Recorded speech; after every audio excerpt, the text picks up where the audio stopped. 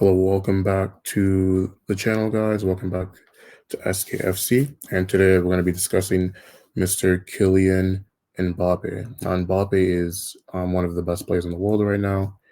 And the recent news regarding him is that he is leaving PSG after being there since 2017. So it would have been about 7 years since he's been at the club. And I guess the time for him to come for that part of his career to come to an end has come. And we're just going to be discussing kind of what his legacy at PSG is actually going to be, right? Because he was there for 7 years. He's accomplished so much while he was there. He's also unfortunately left a lot to be desired, and kind of just seeing where those two things balance out, and to get a really accurate description of kind of what Mbappe's time at PSG was like. Mbappe's meteoric rise started at Monaco back in 2016, when he scored 26 goals in 44 appearances for them, to lead them to a deep Champions League title run, um, as well as a League On title. And then after that, he was technically bought on loan to PSG. That was with an eventual purchase of 180 million, which made him the most expensive teenager of all time. Just a week later, he donned the PSG jersey for the first time against Mets in the league, and he donned his arrival with a goal, which obviously was delighted the PSG fan base. Um, and even when you just kind of look at his domestic impact, the dude has, I think, 5 Golden Boot French league. He's a 5-time Golden Boot French league winner. He also is a top assister in the French league. He's seventh all time in terms of the all time top goal scorers in the French league. I think he only needs about, I want to say, 100 goals to catch whoever is in first place. He's a 6-time League On champion. So this is a dude that's very, very accomplished domestically. Um, but obviously, the main, I guess, criticism or narrative of his club career is um, kind of his failures in the Champions League, which we're going to definitely touch on in a minute. Just to kind of give you a bigger grasp of just how good this guy is. This dude's PSG's top goal scorer with 256 goals, and this dude has a goal contribution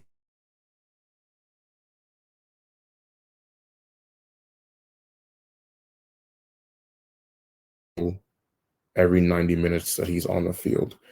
He's been one of the best players in the world since 2019, so for the last 5 years.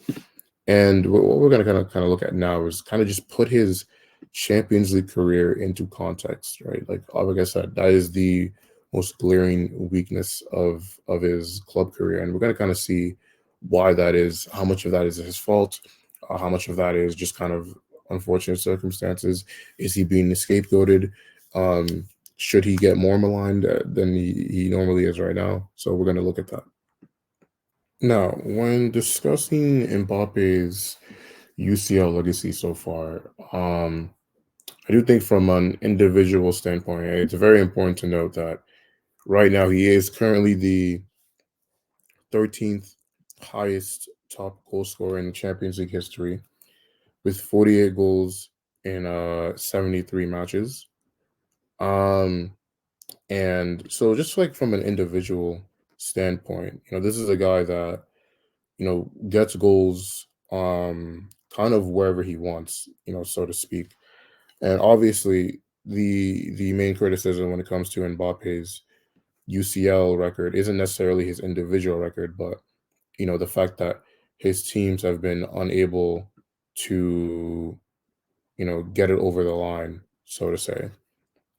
So I guess when we really start to look at PSG's UCL history, so I think a fair place to start would be the 2019 Champions League knockout tie against Manchester United. And the reason why I'm not going to start in 2018 was because anything Mbappe did prior to the World Cup that he won, in my opinion, is kind of when he was still looked at as a young, player for the future.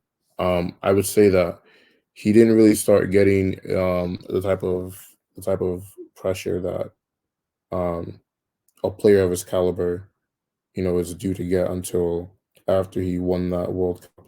Even though obviously he still had really, really high, um, what's it called, high um performances again in his debut season, getting 21 goals, 13 assists in 44 matches. But those aren't exactly best in the world type of production, even though that's still really high level production for a teenager. So honestly, when looking at like I said, when looking at Mbappe's UCL legacy, I think it's fair to start in this specific tie. So obviously, this is a very infamous game. Buffon had that very, very horrendous blunder in the beginning of the game due to that Lukaku shot.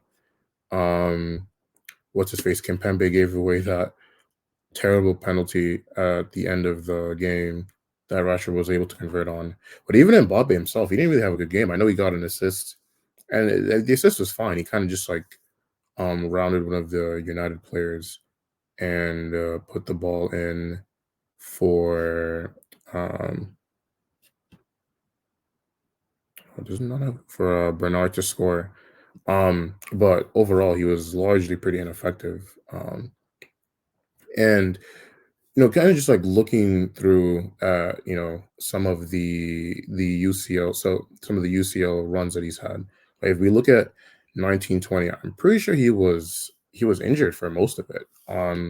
He came back for the final, and the final was not, it was not very, very kind to him. I do remember him. I distinctly remember him missing plenty of chances in that game, and it was just unfortunate for him because obviously um, PSG went on to lose that game, and um, however, I would say this one was seen more as a failure on Neymar than it was on Mbappe. But like I said, he was very poor. He did have that, and the worst miss of all was um, when he had that one miss where he kind of just like passed it into Neuer, and when he was pretty much free to take a shot, beyond the penalty line, and he just didn't hit it properly. He didn't get the right connection on it. Um, and then we move on to 2021. Um, honestly, this one, you could even kind of just tell by the scoreline. You can tell, just by looking at the different player ratings. Like PSG as a whole just didn't play well. Just none of them really showed up for that game. So while again, I wouldn't put that, exactly that blame particularly on Mbappe, but it is what it is. Like you got outplayed by a superior Man City squad, and it's just what it was. Also, shout out to the champions, by the way. If you know, I'm a Chelsea fan, so that was a great year for me. Now, see, this is a very interesting year, 2022, because where are PSG here? Um, this was the tie against Madrid. Now, genuinely, this tie, um, it can't be put on Mbappe at all. You see how dominant they were in that first leg with an XG of 2, essentially with 21 shots. Um, Q Messi's missed penalty, Q Mbappe's amazing solo goal that he converted. Although I do think that was the second leg. I may be misremembering that.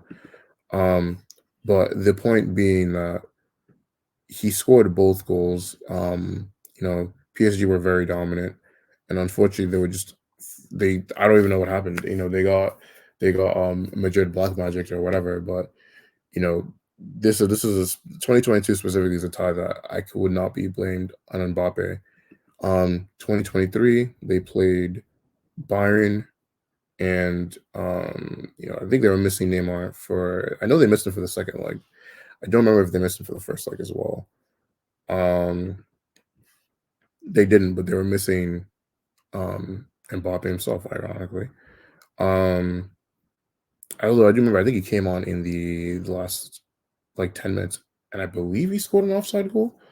But that second leg, I do remember Neymar didn't play, and it was just him and Messi. And I just remembered Bayern Munich locking both of them down. They didn't give him a sniff in that game, and it was just unfortunate, I guess. Um, I mean, yeah, you can see here, like, anytime you see a match rating below a 6, and that's how you really know that the person in question just didn't have a good game. I mean, it is what it is. They were unable to get through Bayern, and then obviously this season, the game is still fresh in our heads considering it just happened last week. Um, Dortmund, man, you can't be losing to Dortmund. Like, I'm sorry, Dortmund aren't a particularly strong team in and of themselves. Dortmund are a team that have been very inconsistent, defensively poor all season, and so to be unable to score any goals against them, to be unable to play well again, to be unable to play well against them at all, I do think has to be an indictment on Mbappe. And so kind of just looking through, PSG's Champions League history under Mbappe, right? So 2019, he had a poor game. Yeah, Neymar was missing, but Man United aren't particularly strong. I do know they were coming off a very good run of form by Ollie, because this is when Ollie first took over. But still, they clearly had enough quality to beat them in the first leg, so you have to put that away. And it was unfortunate, with the last minute penalty and Buffon's splendor in the beginning of the game. But these are things that you kind of have to overcome if you want to be a player of Mbappe's level. 2020, he was poor, missed plenty of chances, and unfortunately, Coleman was able to ice the game. 2021, the entire team was poor, so I'm not going to put any real blame on him individually, just because I think the team as a whole just didn't show up. Man City just outplayed them. 2022 wasn't his fault at all. Played well. He showed up. Messi missed the penalty. They were going on. They were Donnarumma had that stupid mistake against Benzema that really swung the game in Real Madrid's favor.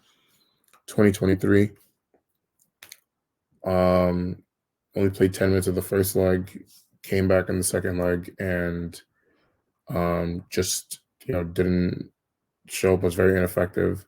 And then obviously last week it was also ineffective again. Dortmund as a whole just kind of put out a defensive masterclass, which is a video I actually did put out, which is a video I did put out on last week. So check that video out as well. Cheap plug. But I mean, generally the point I'm trying to make here is that, when you kind of look at Mbappe's Champions League record, right? Like, on a superficial level, it would be hard for me to call him a failure in the Champions League. Like I said, 48 goals in 73 matches. He does have iconic performances. That hat trick he had against Barcelona back in 2021. That aforementioned Champions League performances against Real Madrid, 2 years ago. Various group stage goals. His UCL run with Monaco in 2017 when he got them to the semifinal. So there are nuggets of really, really good play in there, but I would have to unfortunately side with the detractors on this one when it comes to the fact that he just really should have done more for PSG in the Champions League. And I mean, all in all, like I said, this is a guy that still has immense accolades. We're talking, like I said, 5 Champions League, not Champions League, sorry, French League, Golden Boot winner, 6-time league champion, um, multiple French Cups, a World Cup, obviously, um, and I think his time at PSG overall, I would say, is a success because I'm not one of those people that would only value just the UCL, and if you didn't do any, and if you didn't win the UCL, you didn't do anything. However, it can't be a resounding success because, like I said, he didn't win it. So if I were to put it to a grade, I'd probably give him like a B minus um, for his PSG career. I mean, hopefully we'll see what happens with him at if he goes to Real Madrid. We'll see how that works out for him in terms of his overall club career. Um, if you stuck around to the end of the video, thank you. I appreciate it. Just make sure you like the video, comment, give me a comment on your opinion on Mbappe, and make sure you subscribe to the channel and have a nice day.